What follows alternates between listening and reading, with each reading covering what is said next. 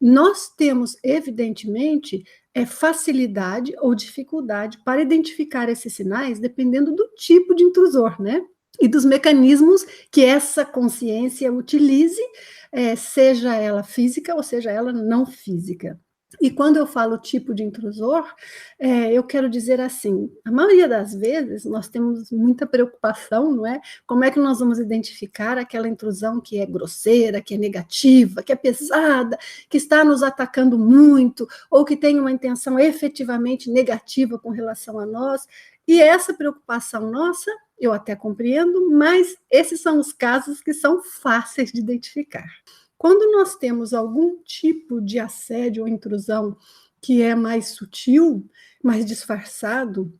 se eu fosse colocar assim de uma forma figurativa, obviamente só para tentar explicar, eu diria aquele que parece amigo, mas não é, que se finge de estar ali em silêncio, quietinho, mas no fundo devagarzinho vai nos contaminando, ou que parece que gosta muito de nós, mas no fundo o que quer é ter-nos com as rédeas bem curtas para que aquela consciência, né, seja física ou não física, continue com certo poder sobre nós, seja esse poder energético, emocional, seja mental, seja de qualquer tipo que possa ser o caso. Então, essas mais sutis, disfarçadas, que aparentemente são amigos, esses produzem sinais muito mais difíceis de nós identificarmos, obviamente, porque esses são sinais que nós teríamos que examinar mais profundamente nossas verdadeiras condutas, intenções, princípios, para ver onde é que há incoerências. Nesse sentido, muitas vezes o que ajuda muito é quando a pessoa, por exemplo, pratica técnicas,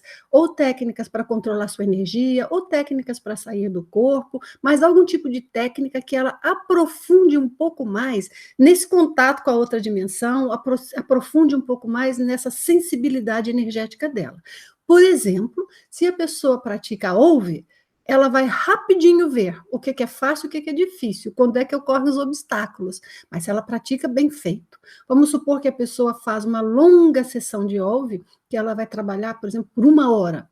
e meia, sem parar com a OLVE. Aí ela começa a pegar o que é que surgiu ali naquela sessão, que de vez em quando está ali por perto, mas que ela não identifica porque é muito sutil, é muito próximo à condição do dia a dia dela.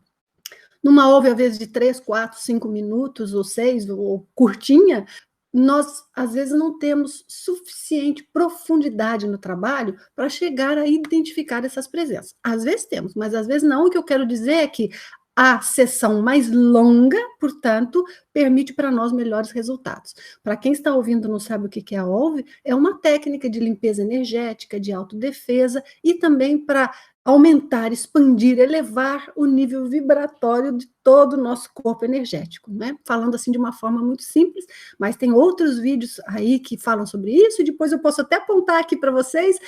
alguns links, algumas coisas para vocês assistirem, e posso deixar também na descrição. Então, a OLVE é uma técnica que ajuda a identificar isso.